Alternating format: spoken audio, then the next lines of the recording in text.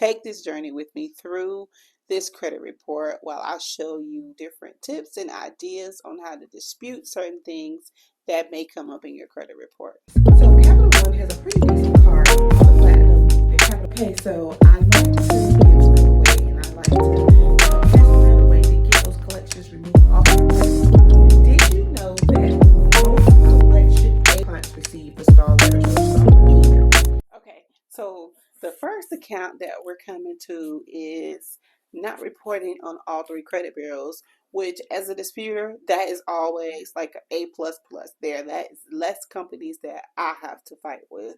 So let's see what this account actually is. There are going to be some discrepancies showing up on this report, so let's go through and find them. Okay, so the first thing that we're going to see is the account number, right? You can always challenge the account number to verify the validity of the account number, especially if you see it reporting on all three bureaus and you see the account number is different with one bureau. But that's not going to be our focus right now. So let's see here. So where it says high balance, now this is something, guys. It says the high balance is $1 on this account. This has to be 100% inaccurate and crazy, because if you look here where the balance owed is, it's $1,076. So there's no way that the high balance could be only $1. Hence, this is a dispute reason, okay? So also, we always challenge the date open, and also with the closed charge off, there should not be any balance owed showing up on the closed charge off. So there's two dispute reasons for one entry, and so right now so far we have three very powerful dispute reasons. So let's keep going. Account rating, I always challenge the account rating when it's derogatory, and I challenge it in several different ways, but we're just looking for discrepancies right now. And so where it says term length, okay, so we all know that Metro 2 compliance said that it is mandatory in revolving accounts that they report the length of the term length, however many months you're supposed to pay the bill.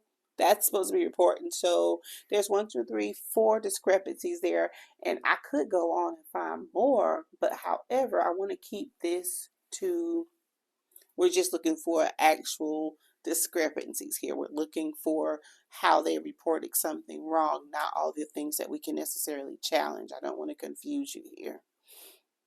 The next account is going to be an auto loan, okay? So we're going to start at the top. Account number, see the account numbers match. We see that it's not reporting on Experian at all, which is great, of course, because this is a charged off account.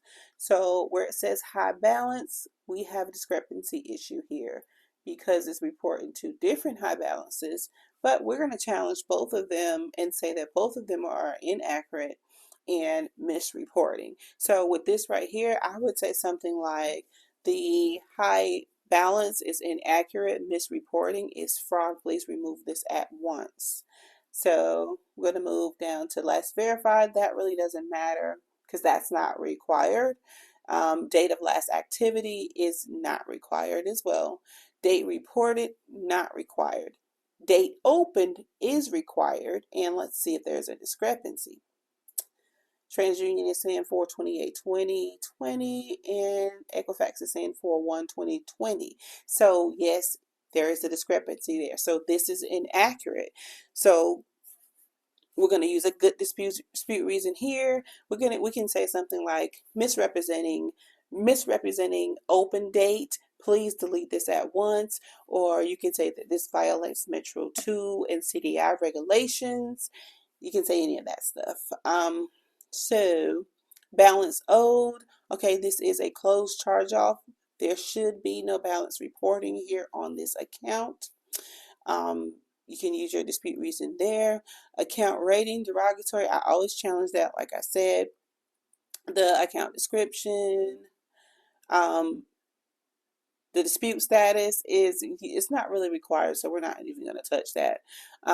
Also, the account status here with TransUnion. Now, we know for a fact that this account is closed, but they're saying that it's open. We're going to challenge that as well. because this is a closed charge off.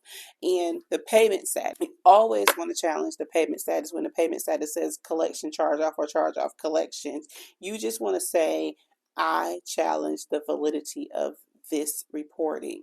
And under the comment section, which here it says creditor remarks, you want to challenge the remarks as well. You can say something like, the creditor comments below are misrepresenting. Please remove these frivolous comments or untrue comments. Just figure out your wording, get it down, and put it there. So payment amount, not there. Date of last payment, wrong, wrong, wrong. Okay, discrepancies. Term length. So TransUnion has it down correct. They have the term length there, so we're not going to mark that. But however, Equifax does not. So missing, this is a Metro 2 violation, so you want to make sure that you let them know that. Account type. Equifax doesn't say that what account type this is. That is a violation because it is a required field. Payment frequency is a required field on this type of account. So all of that stuff should be filled in here. So let's just go back and do a quick count. So we have 1, 2, 3, 4, 5, 6 discrepancies to dispute at once with TransUnion, and 1, 2, 3, 4, 5, 6, 7, 8, 9 discrepancies to dispute with Equifax in this one account. So you see how disputing this way makes your dispute letters more meatier. It adds more value to your dispute. There's more reasons. There's more going on in there. You're pointing out more discrepancies and more things that need to be corrected if you dispute this way. It just makes you stand out more. You're giving them more of a challenge when you do it this way. If you were to dispute the same account and you would just dispute the balance owed and say there should not be a balance reporting on a closed charge off, then they're just going to look at just that. And now they're not going to look at all the other discrepancies that they have, so this may still remain on your credit report. They may just say, hey, well, we'll just make the balance 0 and leave it on a credit report, and bam, it comes back updated. So this is why I like to give them as many fields as I possibly can for them to have to go through when they're reporting an account, because it gets us better results. Okay, if you just take the time to go through and mark out every single thing. Okay, so we're going to do one more, and that's going to be a dismissed bankruptcy that's reporting on this credit report. So here under type here where it says chapter 13 bankruptcy, I'm going to dispute this as well. And what I'm going to put here for the dispute reason is that there was never any chapter 13 bankruptcy complete in my name. So bam, there's your dispute reason, and that's true. So where it says status dismissed, I'm just simply going to say that this is misreporting. Where it says date filed or date reported, and like this is how fast they report your bankruptcy. I guarantee you, once I pull the court records for this bankruptcy was filed February 1st, 2021, and it was on the credit report no later than February 4th, 2021, and sometimes it's on there like the next day. I'm not even kidding you. So like they report those things fast. If you file bankruptcy, you probably got about, let's say, a good 24 hours before they tell all your business, okay? Because it's out there. I hate that, but that's how it is. So of course we're going to say incorrect date, CDIA violation, please remove this inaccurate information. So reference number here. So with Equifax, what they always do with the reference number, they always add initials here, and they always add the date that the bankruptcy was actually reported to them on that. So it's still inaccurate. So we're going to say that that is inaccurate, of course. So closing date, we're going to say that this date is inaccurate. Here under court, we're going to put where it says U.S. Bankruptcy Court, then it says federal here. So we're going to say fraudulent data furnisher. Okay, that's what we're going to put there. And right here where we have asset amount and where we have liability and exempt amount, I'm going to put error, okay? And like I'll usually put like some little asterisks like in front of it or behind the word error in all capitals. So for bankruptcy, I try to dispute every single field that they possibly have, especially with like your LexisNexis, your LCI, DataX, and all of those companies. I like to dispute every single thing. Like I have something to say about everything. And Lord knows, don't let me get like the real court documentation in my hand. I can really do some disputing then. So I just wanted to come on real quick and just kind of go over a credit report with you guys.